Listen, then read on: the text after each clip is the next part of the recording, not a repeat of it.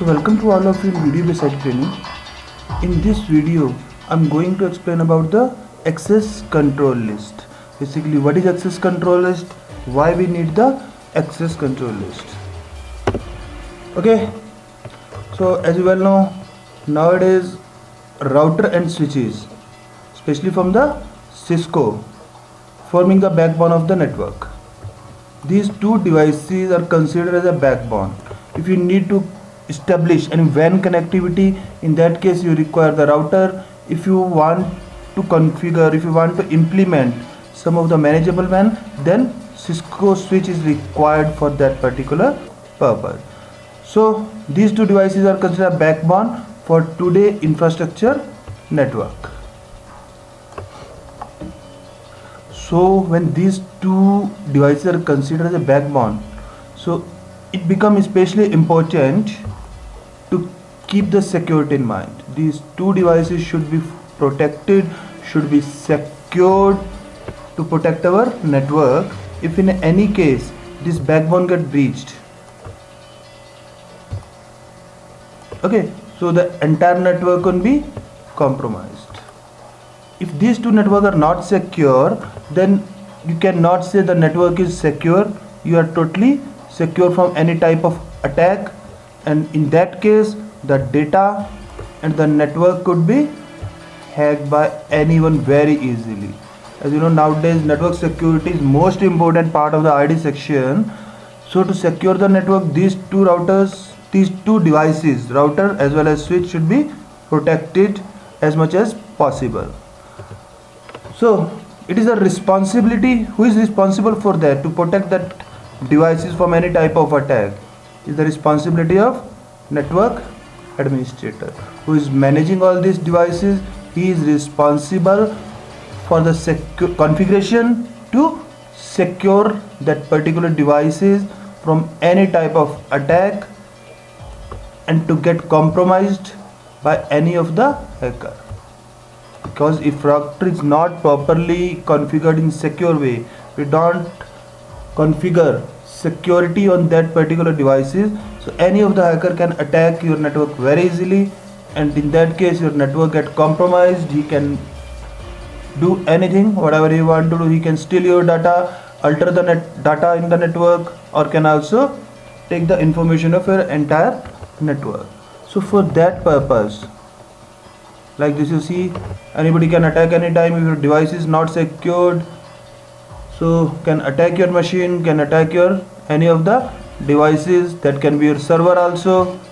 So you can see here, suddenly you get such a message, really terrific, and you get message that your network goes down, virus downloaded. He can do anything. He can set any virus in your machine.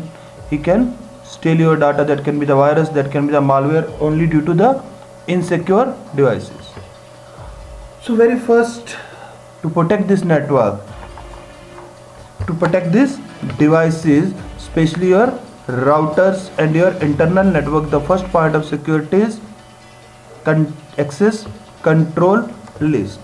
Means, for example,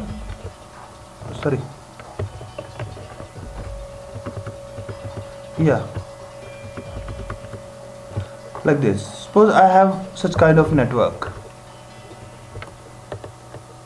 This may be my intranet, my one office, one place, second place, and suppose this is my Kabul, this is my Delhi, this is my Chandigarh. This can be any three different locations connected via WAN link. Okay, so here is my some secure server. For example, I have one of secure server here. I want to protect this particular server from any type of, here can be connected some cloud, or maybe connected to internet. That can be here also. I'm connected to some internet on this side also. So if this is the first point, this is the first device from where any of the hacker can enter into my network and can steal all the data, or can, you can say, quality of service can be down. He can do any type of attack on the network. So it become very important first to protect all these devices. That is the router, or you can say the gateway of the network. If gateway is secured, gateway is properly configured, then your network can be secure from any type of attack. So basically, what is this access list? We can implement different commands. We can configure different commands on this router. Okay, for example, I don't want that this particular network can reach up to this network. Okay, I don't want that any of the traffic coming from this network can reach to this network in any way.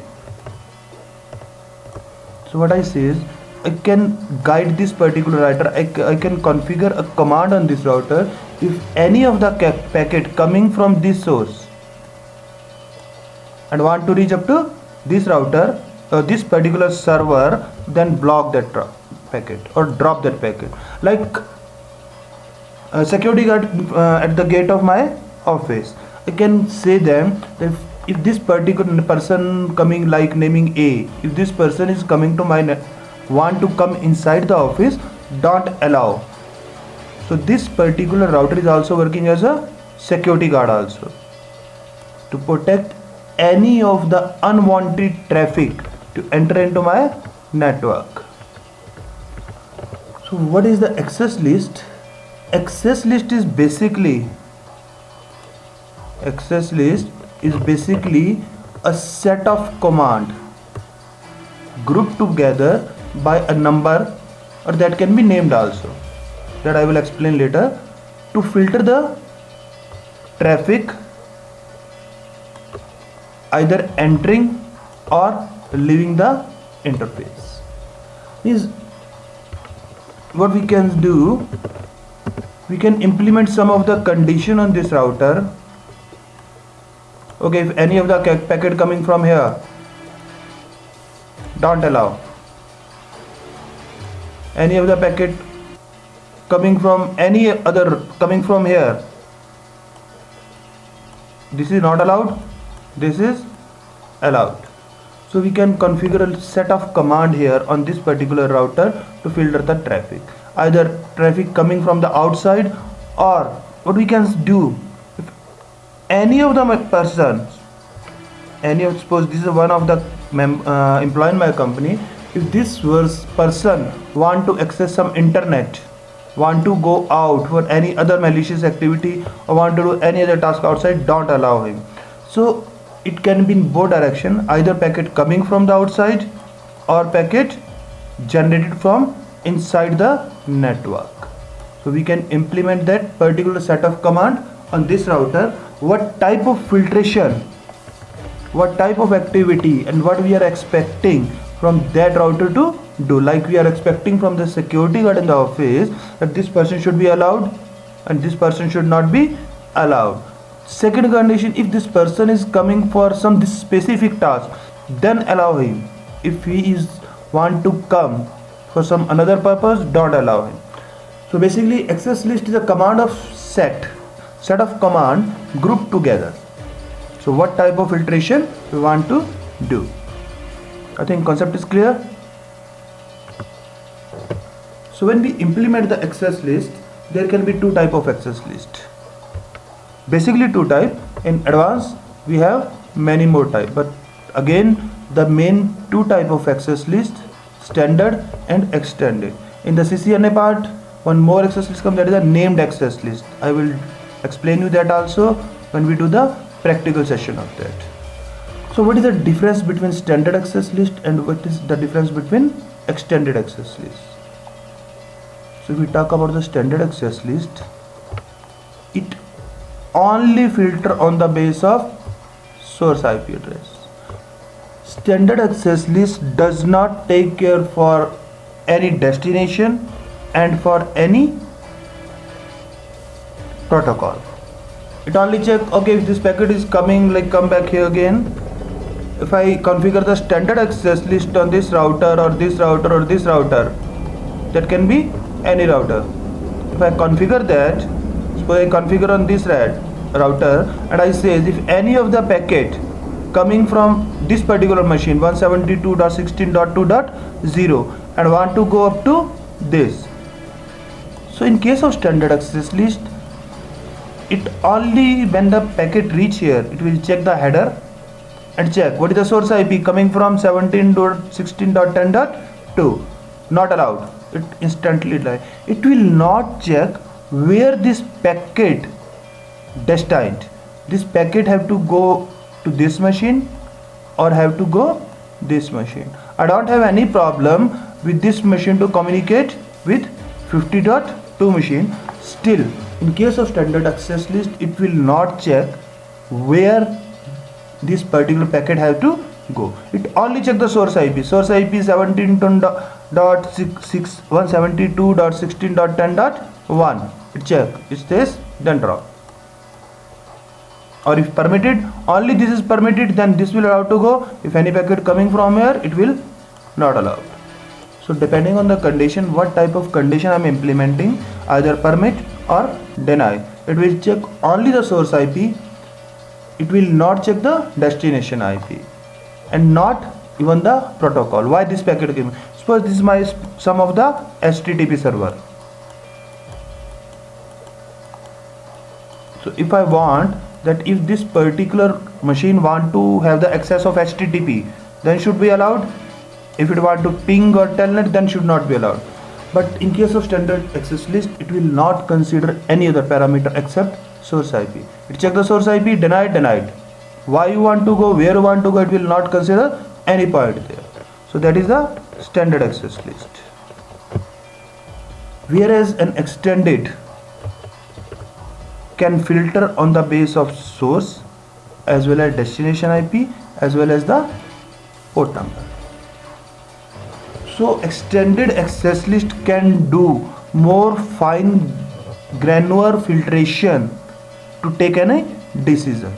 So let's come here again back. Standard access list. It's a very simple access list. It filter based on the source address only. It only filter based of source address. You can filter a source network, that can be a source host, but cannot filter on the base of the destination packet. The particular protocol being used as a TCP or UDP means it will not take care for any of the protocol. It will not take care for any destination. It only check the source number. You can either permit or deny only the source traffic from this packet is generated. So when we talk about the OSI model, that time I will explain you that at each layer of OSI, like I'm talking about here, this is suppose network layer. Okay, so behind lower than the data link layer, then transport layer, network layer, session layer and presentation layer. So at the each layer of OSI model, each layer attach one header. In case of network layer, it will put here source IP. Just look here. In case of network layer, it attach one header having source IP, then destination IP, then other thing like acknowledgement and all that. So this is the header of network layer. So it will check only the source IP in the network layer header. It's a very simple.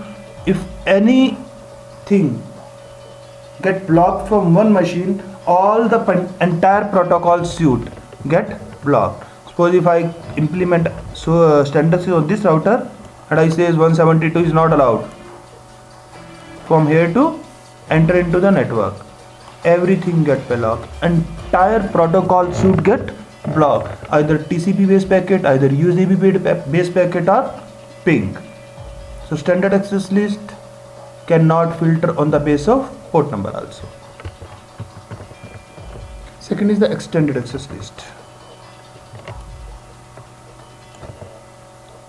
Extended access list give you much more power than just a standard access list.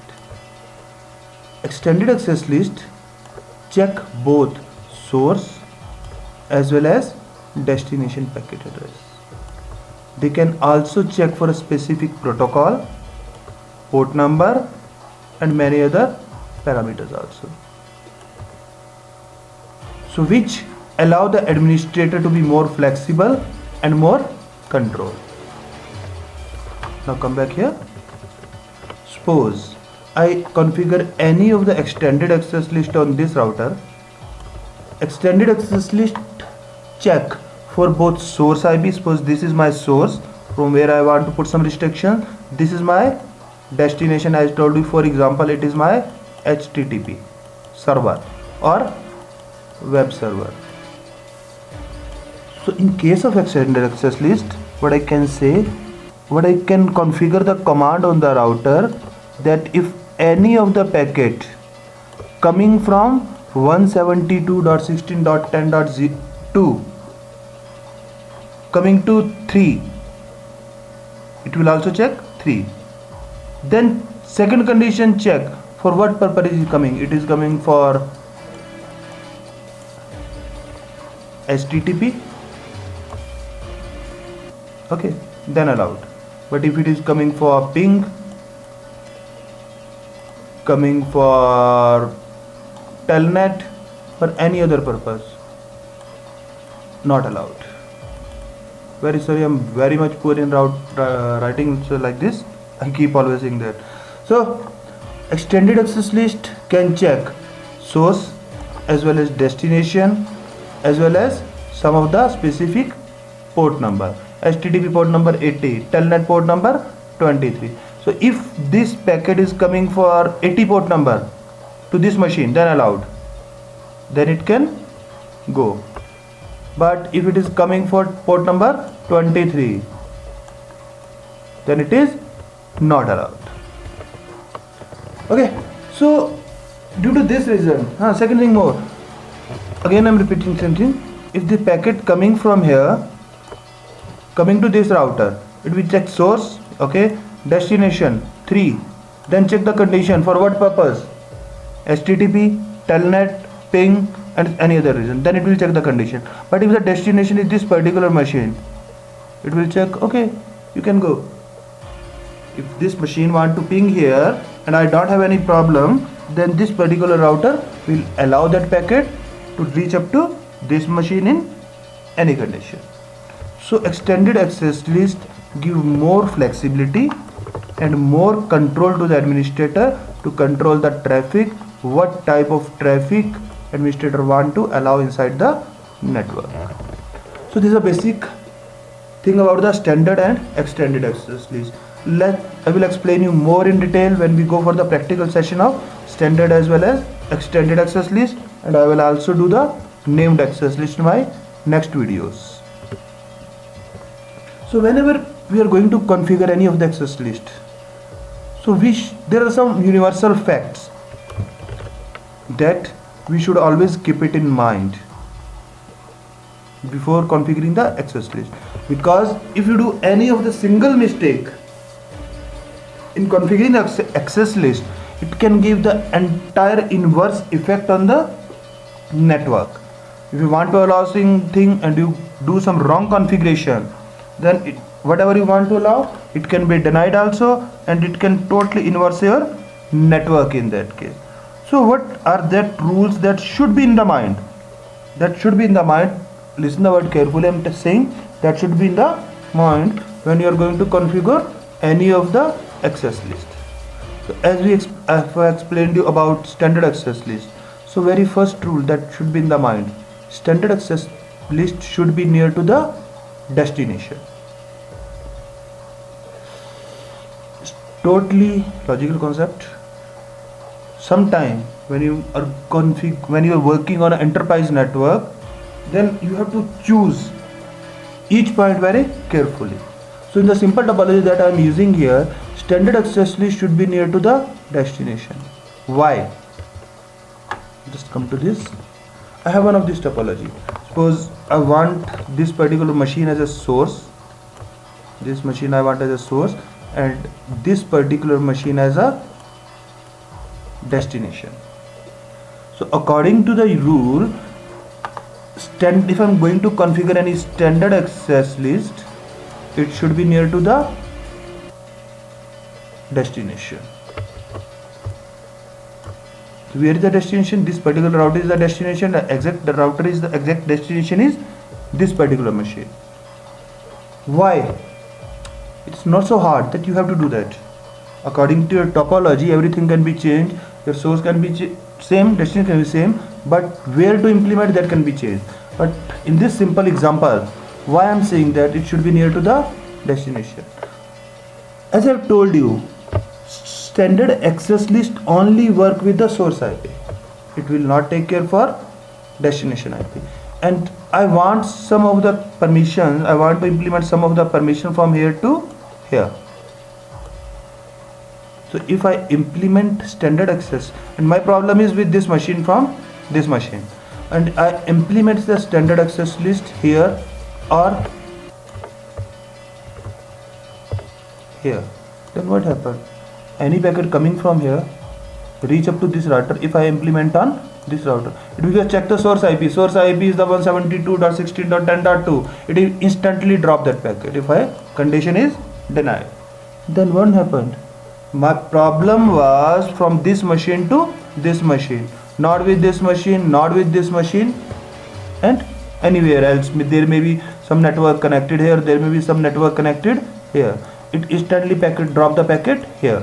So this machine get blocked from all other networks rather than single this particular network.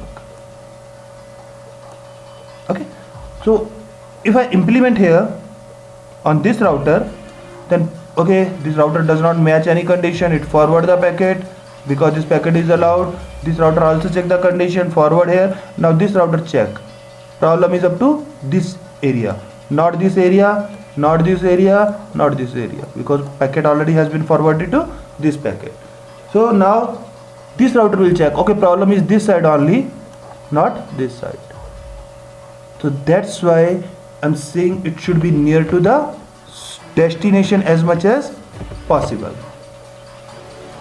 Okay, clear? Then second rule, extended should be near to the source. Why so? Look here.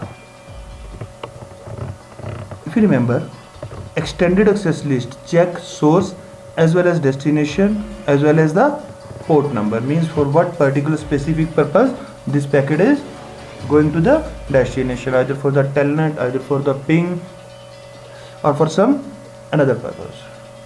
So no problem, I can implement that access list here also, and here also.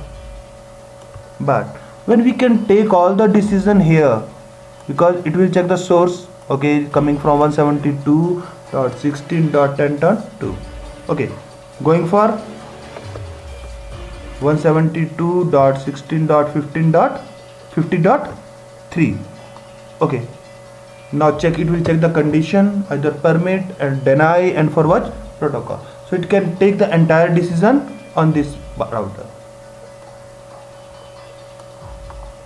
That can be happened on this router also. It can also check source and destination port number, and this can also check source and destination IP as well as port number. But when we can take any of the decision here, then why unnecessary consume the network resources? If I don't implement here, I implement here, okay, no problem. Then this router do the routing, forward this packet to here. It is consuming the router resources here also. It will consume the bandwidth.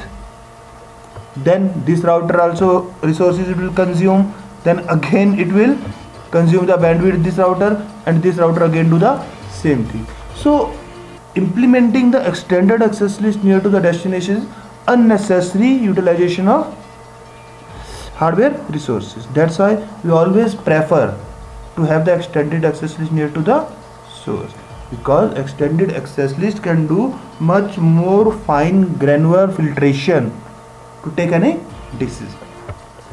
So this is the second rule or second universal truth that we should keep it in mind when we are implementing any of the access list.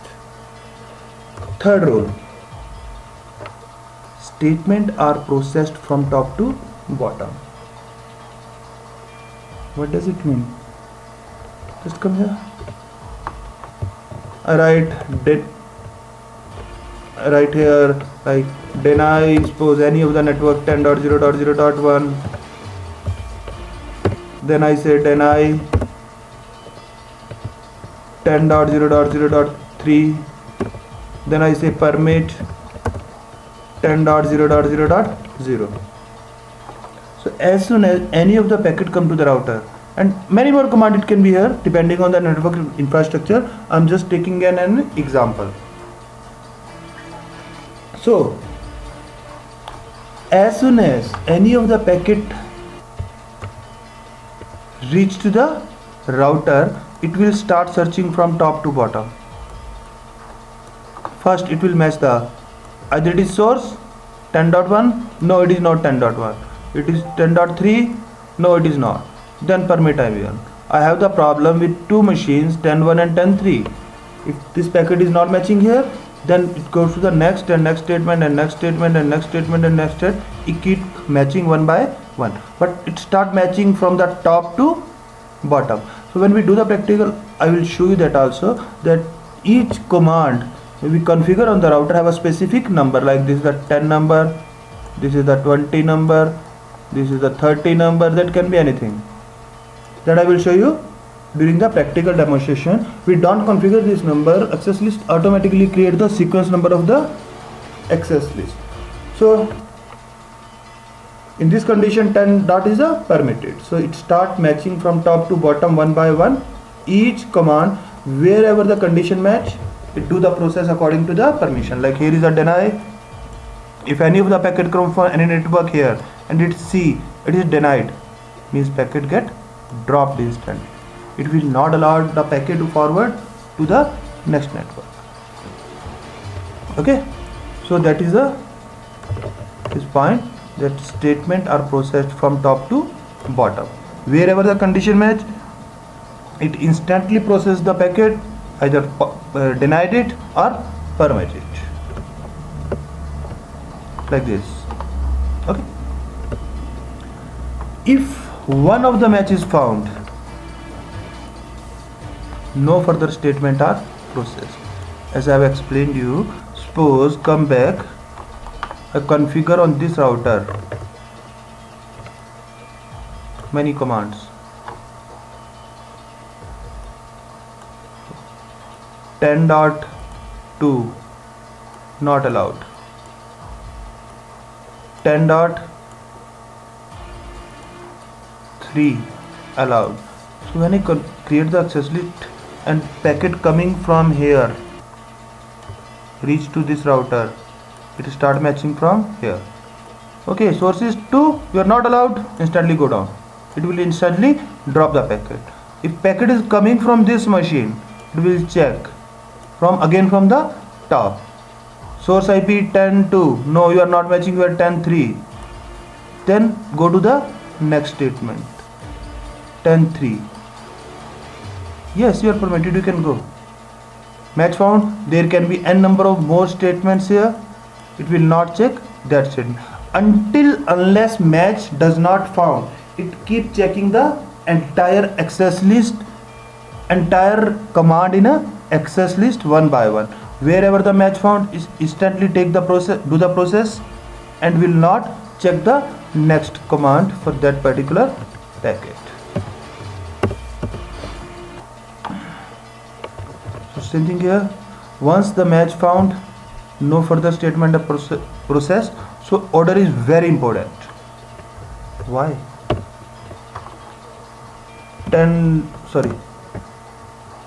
Deny 10.0.0.32, deny, for example I'm taking 4.3, then deny 10.0, for example 10.0.0, for example 10, then permit 10.0.0.0. So you can see here this is specific IP series for, oh shit, sorry, I have to type it again.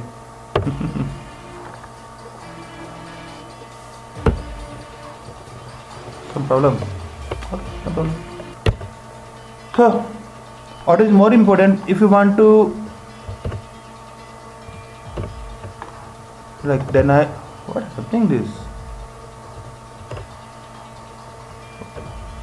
Sorry, deny 10.0.0.3, deny 10.0.0.2, deny. So you can write number of command in a single access list. 0.1. Then I says permit 10.0.0.0. Order is very important. So as soon as the packet comes to the router, first it will compare. Source IP is 10.3. No. Then it goes to the 10.2. No. Suppose that packet come from the 10.1. Yes, you done. You are not allowed. Just drop the packet. It will not check the next statement. It will not check the next statement that it is permitted. But if I implement or change the sequence, I put, as you can see, this is a network ID 10.0.0.0 network ID. I place this here at very first and remain I'll deny command after that. So what happened, as soon as packet come reach here, it will check permit 10.0.0.0 means entire 10 network is allowed. So instantly it will permit all the 10 packets. It will not take care for these commands. So process, or you can say sequence, is very much important, or order is very much important. What order you are writing the commands in the access list. A packet is compared with the access list until match is found. Once match is found, no further comparison done for that particular packet. As I keep explaining you, once the match found, it will not compare with next command into the access list. So interface will take action based on the condition. So that condition I have told you, that condition can be permit and that condition can be deny. If something is permitted, router will allow that packet to go. If that packet is deny, that packet get dropped. If permit condition match, packet will allow the packet to pass through the interface. If not, then it will drop the packet. So next rule or next fact, an ACL should have at least one permit statement. Otherwise all the traffic will be dropped because of the hidden implicit deny statement at the end of each statement. What does it mean? You keep writing deny, you keep writing deny, you keep writing deny, you keep writing deny, deny, deny, you deny everything, but you don't add any of the permit statement. So what happened? By default, in each access list, that as much as access list you create, there can be n number of access lists. Like this access list is number 10 access list. You create one more access list numbering number 11 access list. Okay, so in each access list, at the end there is one known as the implicit, sorry, I'm very much again, so I'm highlighting here. It will add implicit deny all. It automatically add deny all at the end of each statement here. So if you give all the deny commands, deny, deny, deny, deny, deny, deny, deny, so and no statement in the access list match, so at the end when packet reach here, it will deny all the traffic that does not match any of the statement inside the access list. So that's why there must be at least one permit statement in the access. Means whatever you want to deny, deny. You want to deny some telnet, you want to deny some ping, do deny that, but at the end there must be one permit statement in the access list. Otherwise all the traffic get dropped.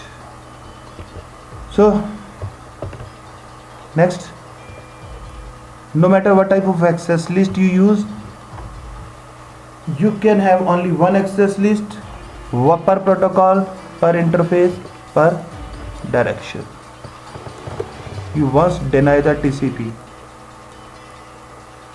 on an interface in one access list, or you permit the TCP first and then your next command you deny the TCP. So this command take the, so on one access list, one access can be implemented for one protocol, per interface and per direction. There can be only one access list. So if deny condition match, it will destroy the packet immediately. Will not allow to go the packet via that interface if that is the deny condition. If no match found, as I told you, the imaginary implicit deny statement at the end of access list drop the packet. So that's why there must be one permit statement. So when you are going to configure the access list, as I'm keep saying, number access list and name access list. So if you need to configure standard access list, the number range should be between 1 to 99, and for the extended this range should be 100 to 199. So when we do the practical, perhaps it will become more clear to you how we'll use this number. So in general, I'm telling you access list range for in case of standard, the range should be this one 1 to 99, and for extended the range should be 100 to 199. Okay, so I think it's much for this particular session. In the next session I will explain you about some more topics, directions, and then we will come on to the practical implementation of access list. Thank you very much.